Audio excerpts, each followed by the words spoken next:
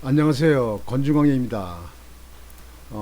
오늘은 9월 17일 금요일 방송을 시작하겠습니다.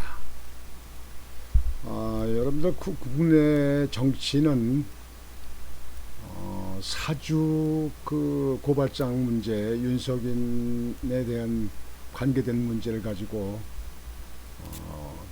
옳으냐 그러냐 이제 계속 여에서 퍼붓고 막 그렇게 하더니 박지원 국정원장과 조성은 그 여성하고 만나서 고발장을 제출한 그 사람, 그 여자하고 그쪽 방향으로 흘렀습니다. 그래서 국정원장을 고발하고 뭐 그렇게 난리가 났습니다.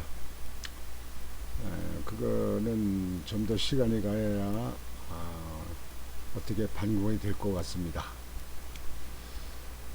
그리고 국민의힘의 그 후보들 12명에서 한 명이 이제 사퇴를 하고 11명에서 8명으로 하는 데서 지금 현재 원래 이 득표한 거, 그 1, 2위 그 등수에 득표한 거, 그 퍼센트를 발표하지 않기로 이제 선관위에서 얘기가 합의가 돼가지고 지금 현재 카톡이나 SNS는 지금 현재 많이 떠들고 있습니다. 몇 프로 해가 다 이렇게 나오고 이렇게 합니다. 어떻게 흘러나왔는지. 그러나 언론이나 방송에서도 지금 그 득표율을 발표를 못하고 있습니다. 그래서 저도 그 득표를 알고 있지만 득표를 그냥 발표하지 않고 거기서 나온 거를 지금 대체로 보면은 윤석열 후보가 1위, 홍준표가 2위, 그 다음에 유승민 후보가 3위, 그 다음에 최재형 후보가 4위 이렇게 됐습니다. 그래서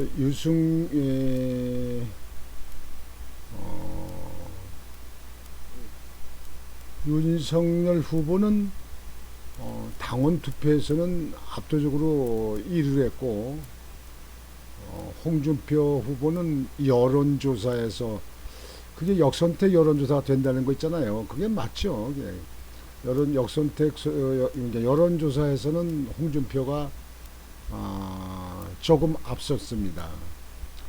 전부 토탈로는 윤석열 후보가 1위를 했다는 말씀을 드리고 지금 홍준표가 계속 많이 치고 올라오는 거로 지금 현재 이렇게 보여지고 있습니다.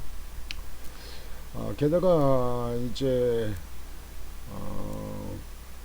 그 시점에 최재형 후보가 선거 캠프를 해체하고 독자적으로 혼자 선거운동을 끝까지 하겠다 이렇게 발표했습니다. 그리고 나서 어제 최재형 후보가 당선되면 상속세를 폐지하겠다. 상속세. 여러분들 집 팔면 부모님이 주게 되면 딸이 재산을 주게 되면 상속세가 거의 50% 납부죠. 세금이 50%. 전에 저도 그 상속세에는 문제가 있다고 얘기했습니다. 전에 제가 그 정치권에 있을 때 그런 얘기 많이 했습니다. 왜 그러냐면요. 아버님이 대학을 나오고 그다음에 그 회사를 취직했든지 회사를 설립했든지 하면서 세금을 낼 걸 다 내요. 예? 모든 세금을 다 내고 해서 회사를 키웠다. 그냥 재산을 키웠다. 뭐 이렇게 됐을 적에 그 세금을 다 내고 아버지가 가지고 있었는데 아들이 이제 부모님 연루해가지고 돌아가시게 돼서 상속을 한다. 할때 50%를 국가에서 세금을 가져가는다 이게요. 이미 그 소득이 있는데 세금 다 냈거든요. 그러니까 그 아버지와 아들이 그 부자관이라고 인정하는 한국이라 그러면 그 상속세가 그게 문제가 있습니다. 예를 들어서요, 아파트를 가지고 있었어. 그 아버지하고 자식하고 같이 살았어. 집이 있었는데 같이 살았어. 그 아버님이 돌아가셨어. 그 명예가 아버님이 있다가 아들로 내려오게 되면 상속세 50% 낸다 이게야. 그러면 그 상속세 50% 내려면 아파트 팔아야 될 거 아니에요. 근데 그동안에 아들도 장성해서 아들도 직장에 다니면 수입도 있고 다 있었거든요. 그러니까 이런 경우에 상속세. 또 조그만 중소기업, 아버지가 하던 뭐 주물 사업, 그 쇠물 녹여서 뭐 이렇게 그뭐 만드는 있잖아요. 형틀 만드는 거. 그 주물 사업을 하다가 이제 아버지가 하다가 아들이 이어서 아버지가 계속 같이 부자가 이제 했어요. 그래서 아버님 연루해서 돌아가셨어. 근데 거기에 대해서 아버님 명예에 있기 때문에 상속세가 50%를 50% 정도 정부에서 낸다. 그러면 아들은 기업을 팔아야 돼요. 50% 세금 낼게 어디 가지고 있는 게 벌어오는 거 싸는 거 있으면 모를까 뭐 어떻게 해요? 이제 팔아야 되지. 그렇죠? 내려면 이것이 이제 폐단이다 이게요. 그래서 서방 측에서도 그 상속세 폐지한 나라가 많이 있습니다. 지금 현재 세계 경제대국인데 중에서 많이 있습니다. 근데 그 상속세를 최재형 후보가 대통령이 되면 폐지하겠다. 이렇게 선거 공약을 걸었어요. 그분은 뭐 감사원장으로 있었기 때문에 그런 거에 대한 건 그런 세금 납세비 이런 건 너무 훤히 잘 아는 사람 아니에요. 상당히 일리가 있다고 생각합니다. 그래서 이제 앞으로 결과가 될지 모르겠습니다만 그 상속세가 1년에 2020년도에 국가에 낸 거를 종합해 보면 한 4조 원 정도 됩니다. 4조 원. 그러니까 우리나라 총 세금 걷는 거에 대해서 한 1~2%에 지나지 않습니다. 상속세는. 그러니까 일단은 그렇게 여러분들에게 보고의 말씀을 드리고 그 다음에는 이제 이북의 이야기를 같이 비교해서 하겠습니다. 이북의 김여정이 이북에서 지난 11일 날 12일 날 그 순항 미사일을 토크 미사일 순항 미사일을 발사를 했어요. 동해안 쪽으로 발사를 했어요. 지난번에 내가 그 방송에 말씀드렸죠. 두 발을 발사했는데 15일 날 또 발사를 하나 동해 바다를 또 했어요. 15일 날 한 거는 지금 탄두 순항 미사일, 탄두 미사일을 보고 있습니다. 그 탄두라는 건 핵을 갖다 넣을 수 있다, 장착할 수 있는 거, 그걸 말하는 겁니다. 그건 유엔의 제재가 되는 거예요. 근데 15일 날 우리나라에서 군산 앞바다에서 그 SLBM 우리나라 그 잠수함 있지 않습니까? 잠수함.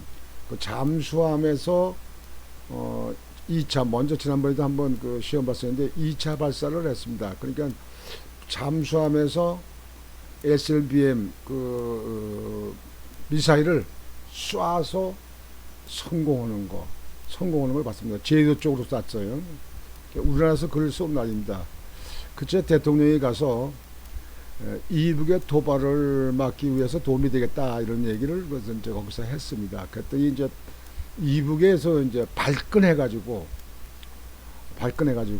아니 문재인이 삶은 소대거리 개꼬랑지 같이 저기 뭐 같은 사람 아니 우리 그 이북에 대해서 도발을 방지한다고 해서 지금 그 전쟁 준비하고 전쟁 물자 저거하냐고 그래가지고 문재인한테 막 그냥 막 말을 막 해댔습니다. 김여정이가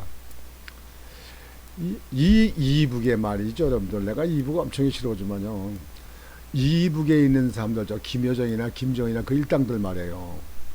진짜 도둑이 매를 든다고 말해요. 아니 문통이 아주 얕잡아 보여가지고 막 그냥 막말을 하고 욕을 하고 뭐고 그냥 막 하는 얘기 막 흔들고 막 저 하는 거 뭐 자네도 많이 했으니까 그건 그렇다고 우리나라 대통령이 뭐 이북만 눈치만 보는 사람이고 뭐 이북에도 좀만 바라보는 사람이기 때문에 그런지 모르겠는데, 하여튼 그런데 자기네들은 핵미사일을 만들었어요. 핵미사일 지난번에 벌써 성공했다고 그러잖아요. 핵미사일을 성공해서 시험 성공해가지고 핵미사일을 지금 현재 보유하고 있단 말이에요.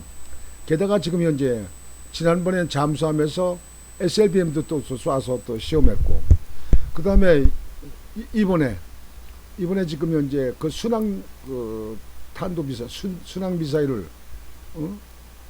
호크 미사일 그거 쐈잖아요.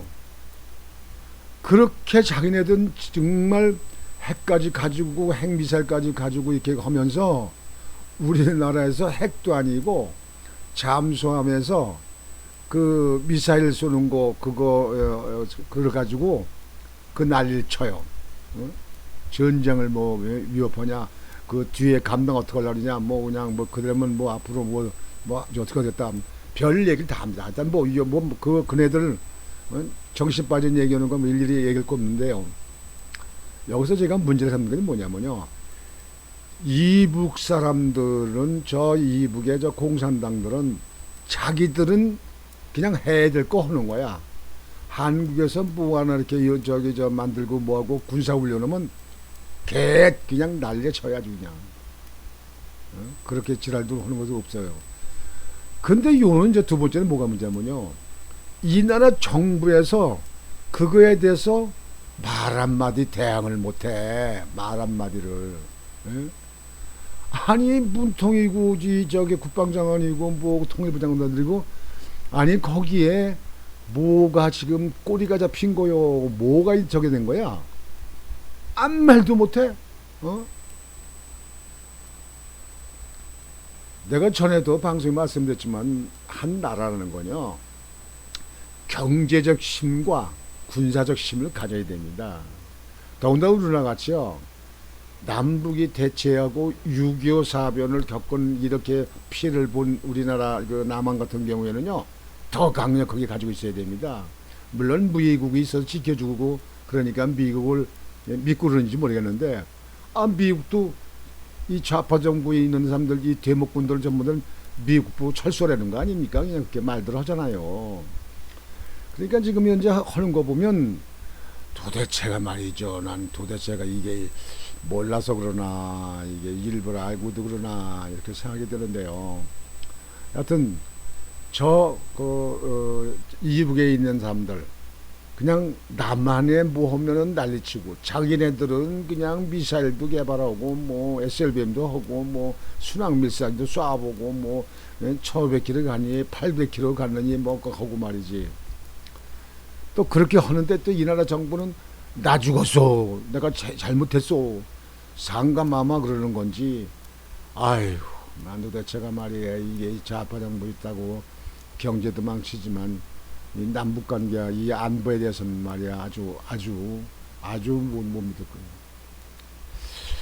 거예요. 그래도 그런 가운데서 우리나라가 잠수함도 3,000톤급을 만들고, 그 다음에 이렇게 잠수함에서 SLBM을 쏘아서 그래서 성공하는 그런 모습을 보면서 한국의 국민들이, 한국의 기술자들, 한국의 학자들 참 대단하다고 생각합니다. 지금 현재 세계에서 우리나라가 7번째로 그 잠수함 그 SLBM을 성공한 나라로 이렇게 지금 현재 나타나고 있습니다. 한국에서 이거 성공하는 것을 보고 지금 현재 그 유럽에 있는 나라, 뭐 독일이고 이런 나라가 아주 비상경을 따릅니다. 우리도 이거 개발해야지 안 되겠다. 호주나 뭐 이런 데 있는데도 우리가 이거를 잠수함들이 보유하지 안 되겠다. 뭐 아주 세계가 난리가 났답니다. 하여튼 한국에서 국민들이라든가 이 그 기술자나 과학자들은 참 두뇌가 머리 좋은데, 이 정치하는 사람들만 머리가 못 나는 것 같아요. 머리가 부족해. 수가 얕아. 아이고, 그래도 뭐 어제도 방송했지만 그래도 문통 19일 날 유엔 총회 회의에 갔다가 하와이에 들러온다는 거 아닙니까? 하와이 가서 또 뭐 쿵짝쿵짝 뭐 놀고 올 거니까 국민들은 코로나 때문에 말이지 자살한 사람도 생기고 뭐 경제는 망치고 장사 안 된다고 아웅 쓰고 날 살려달라고 나를 살려달라고 우리 식구를 살려달라고 아우성인데 나라는 이 모양이고 백신도 충분히 확보를 못 해가지고 뭐 1차만 딥다놓다 또 이제 2차도 논다고 한다고 합니다. 외국은 백신이 남아가지고 버린다는 거예요. 버려. 참나 이게 도대체가 이게 이 나라 정치가 이게 정치인지 모르겠어요 이게.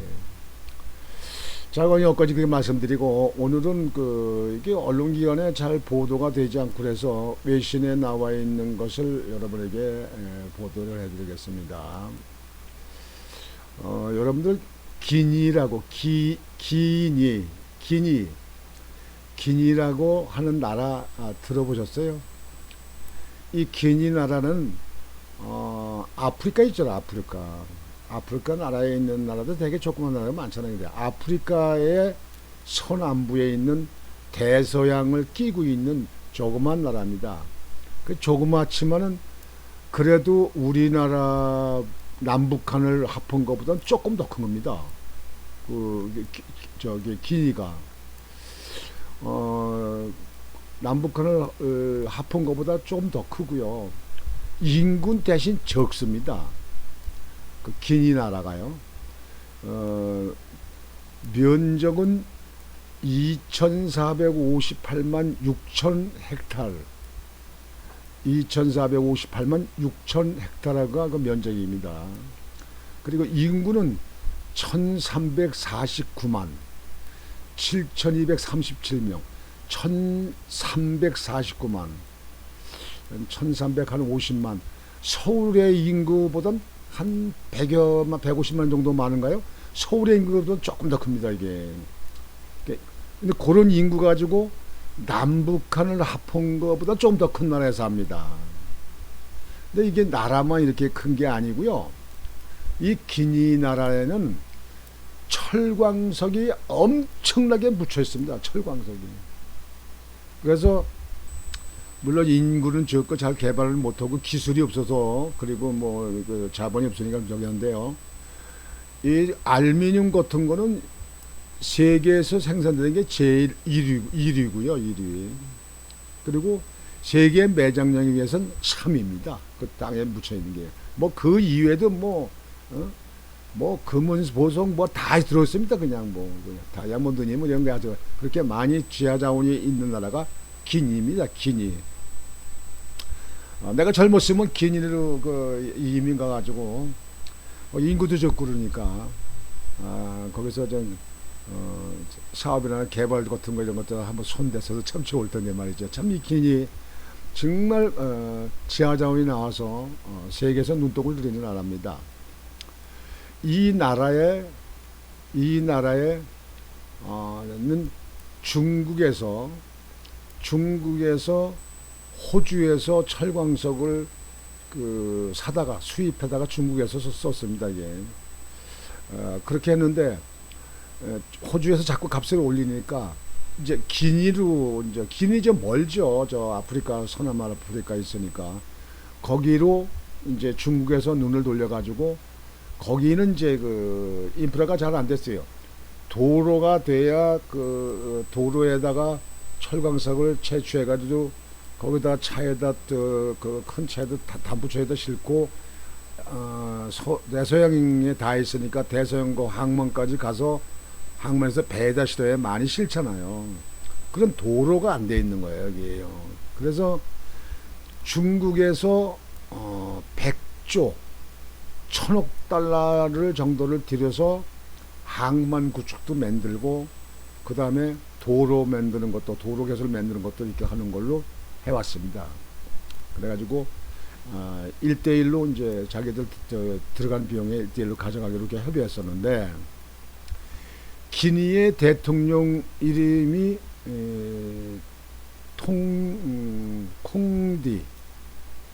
콩디라고 대통령이 있었는데 이 사람은 프랑스로 유학 가서 공부하고 이제 그 기니에 전에는 그 군부 독재를 이렇게 했었잖아요.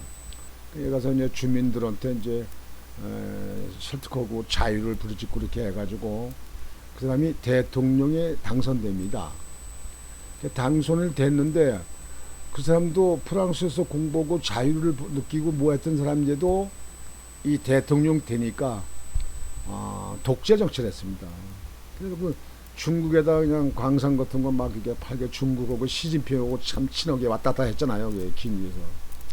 그래가지고 부정 축제 많이 하고 말이죠. 이렇게 많이 하고 이렇게 이제 했었는데 이 대통령이 재선 선거를 두 번 하게 되어 있는데 그 두 번 끝나고 또 세 번 하는 걸 갖다 또 그걸 법을 고쳐가지고 또 하려고 아주 부정 투표를 해가지고 난리가 났습니다. 그냥. 그래가지고 나라가 이제 엉망진창이 되니까 군부에서 그저께 쿠데타를 일으켰습니다. 그래서 대통령을 감금시켜놨어요. 감금시켜놓고 군부에서 중국 보고 이전껏 있었던 일을 모든 것은 취소, 보류. 그래서 중국에 난리가 났습니다. 중국에서. 아니 천주를 투입해서 이렇게 했는데 그동안에 니들 많이 보러 가고 팔아갔으니까 이제 스톱, 이제 중지, 이제 인정 안 한다 이거야. 군부에서. 그러니까 군부에서 쿠데타가 일어나는데요. 거기 그 사는 그 국민들이 거리에 나와서 군부를 환영하고 그냥 막 뭐 환영 찬송 말이야. 그냥 군부 찬송 지지 막 그래가지고 그냥 국민들이 막 일어났습니다. 그 쿠데타 할 때. 그래서 쿠데타 성공했습니다. 이 그 기니는 프랑스어를 언어를 쓰고 있습니다. 그리고 종교는 이슬람교, 마음에 들고 있잖아요. 이슬람교를 80%를 믿고 기독교는 15%. 그다음에 그 원시 그 종교잖아요. 토착 종교, 미신 종교. 그거가 5% 정도입니다. 그냥 대부분이 다 이슬람교를 믿는 나라입니다. 지금 현재 군부가 일어나서 국민들한테 적극적인 지지를 받아가지고 그렇게 하는 거 보면 아주 그 나라도 대단합니다. 인구가 1350만 밖에 안 되는데 말이죠. 지금 여기 나와 있는 이 사람이 기니에 지금 현재 그 실격된 콩대 대통령입니다. 콩대 콩대 대통령. 프랑스까지 가서 공복을 했으면 자유를 배웠으면 자유스럽게 자유시장 민주화를 해야지. 독재를 하고 부정투표해. 그래가지고 군부한테 쫓겨나. 콩대인지 주먹대인지 아이고 참말로. 이렇게 됐다는 소식이 지금 우리나라는 소식이 나오지를 않아요. 지금 현재 그것이 아주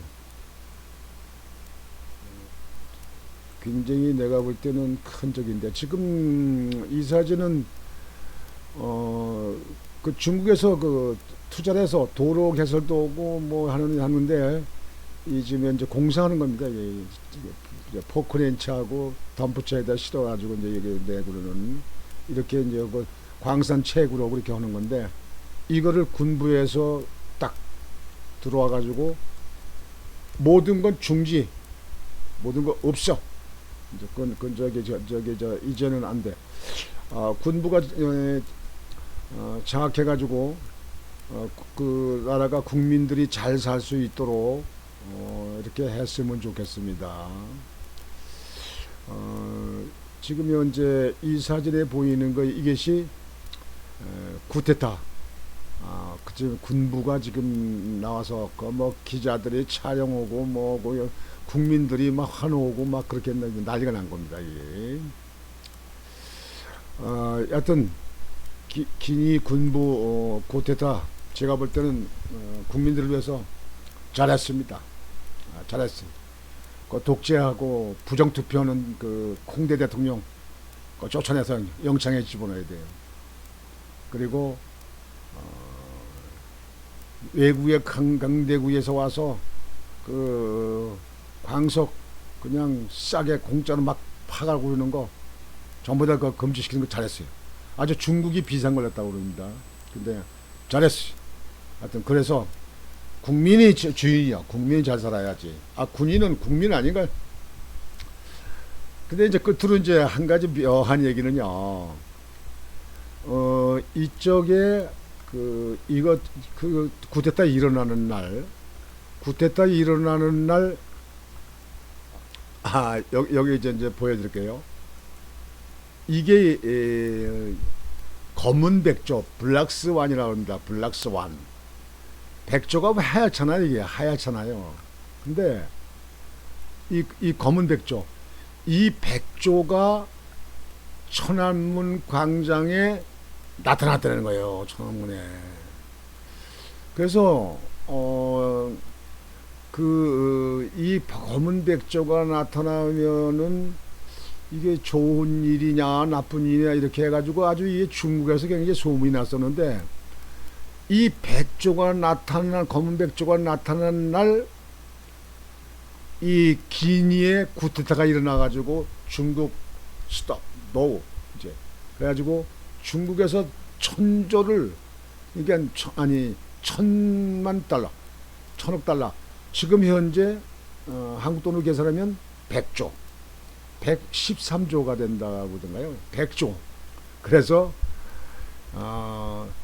100조를 기니에다 투자하고 이제 쫓겨나게 중국이 생겼는데 100조를 털어먹는데 이 100조, 이 검은 백조지만 100조가 그날 천안문 광장에 나타났다는 겁니다.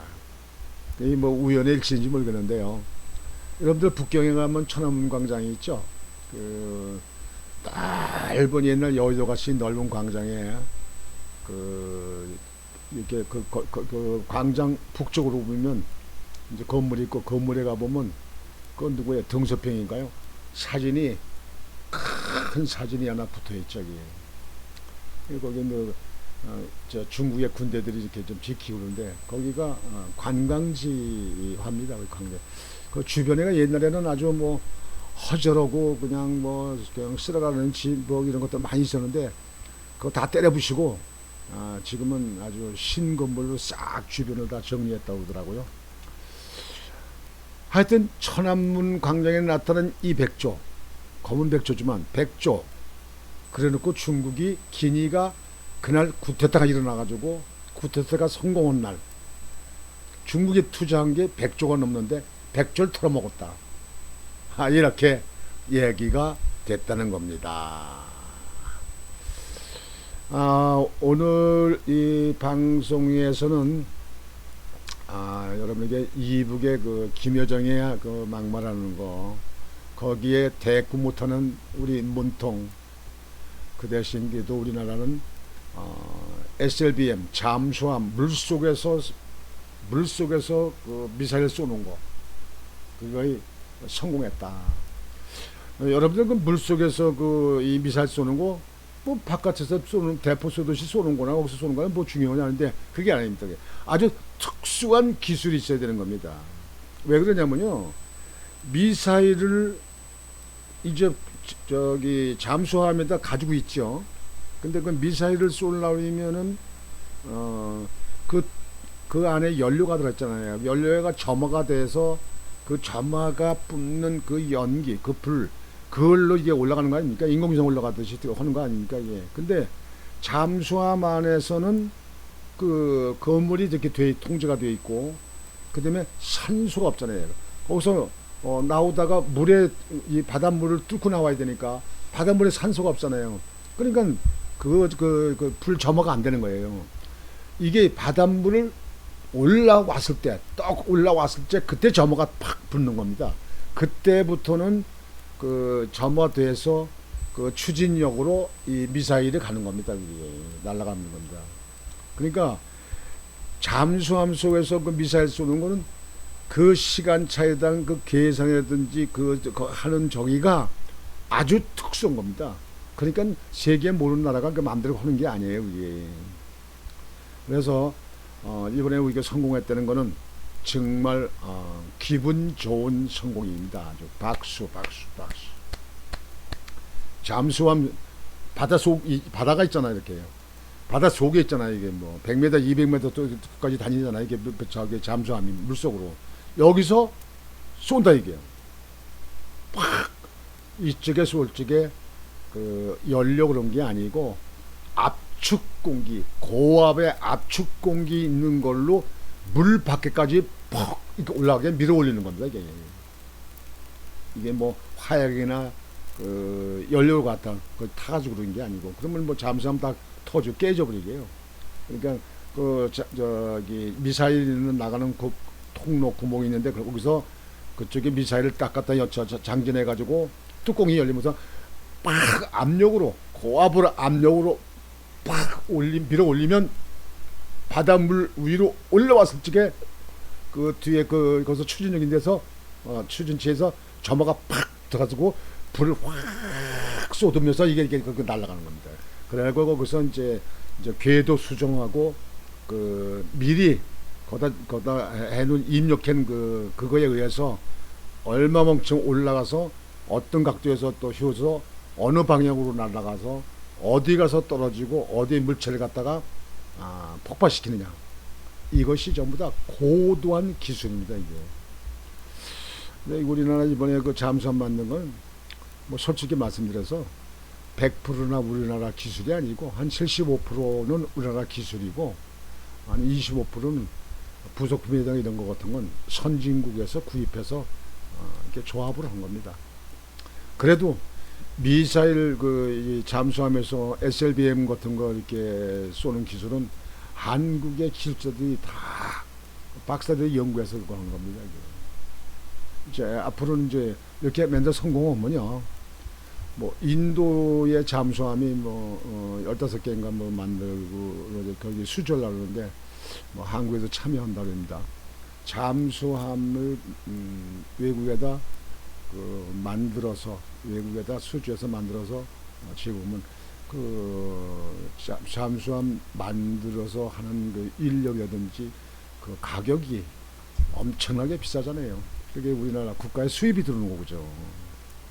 기분 좋은 일이죠. 기분 좋은 일이에요. 중국이 기니에서 백조를 털어먹고 나왔다. 기분 좋죠. 기분 좋지. 중국 저 사람들은요, 너무 약속을 무시하고 뭐하고 그러고 한국에도 그냥 쟤들 그냥 쥐락필락하고 말이지. 공산당 놈들은 이 지구상에서 다 망해야 돼요. 망해야 됩니다. 오늘 방송은 이렇게 마치겠습니다. 여러분들 건강한 하루 되시기 바랍니다. 감사합니다.